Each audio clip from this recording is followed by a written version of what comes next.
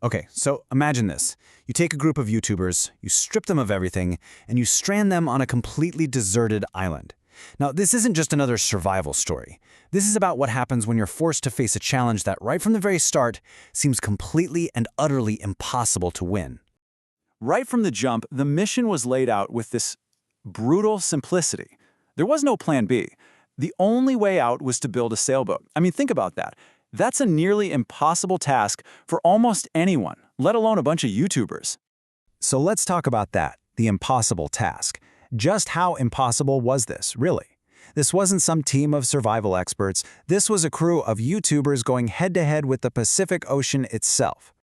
I mean, just look at the mismatch here. On one side, you've got the team, YouTubers, not survivalists, zero sailing experience. And on the other side, the task, build a sailboat from scratch, navigate open water, and, just survive the elements while you're at it. This was way more than just a stunt. It was a real-world test of that question we've all kind of wondered about. If I were really stranded, could I actually make it? So, faced with a task like that, where do you even begin? Well, it turns out you start with garbage. Their only solution, their only real hope, had to be literally pieced together from the trash that washed up on shore. And on paper, their plan was actually surprisingly logical. It's this clear, four-step process, right? Find barrels to float, build a frame out of bamboo, make some oars from whatever you can find, and then create a sail. When you lay it out like this, it almost sounds achievable.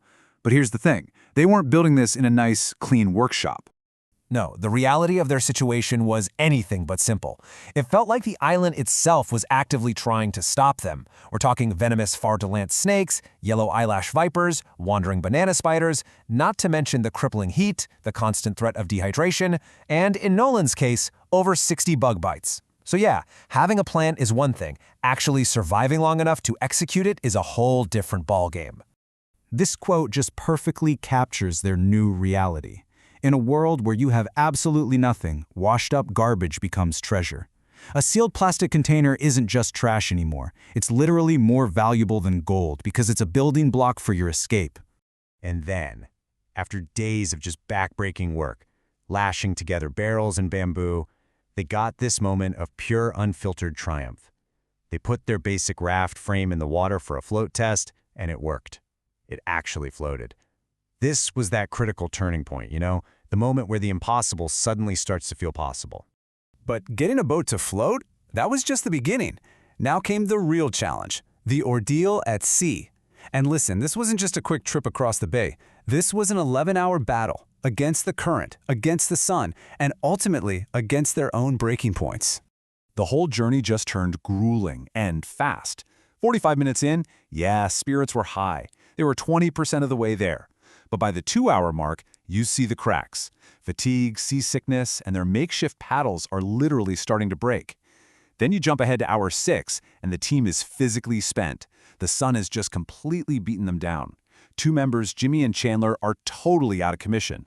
And we're not just talking about being tired here. This was pushing their bodies to the absolute edge, hour after hour. As Jimmy put it, the pain was so intense he was literally seeing stars. But just as they were about to give up, this little glimmer of hope appeared.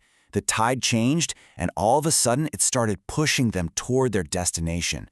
Their resolve came flooding back, and it set the stage for this final climactic act.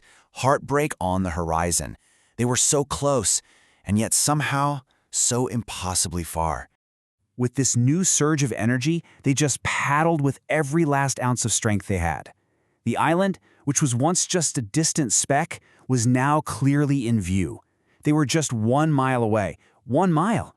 And you can just feel the pure elation in this moment, can't you?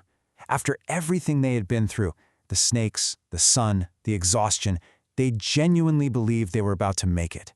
And the distance just keeps shrinking, 0.6 miles. Victory was literally right there, within their grasp. But then came the final brutal twist. They realized they weren't just racing against their own exhaustion anymore. They were racing against the ocean itself.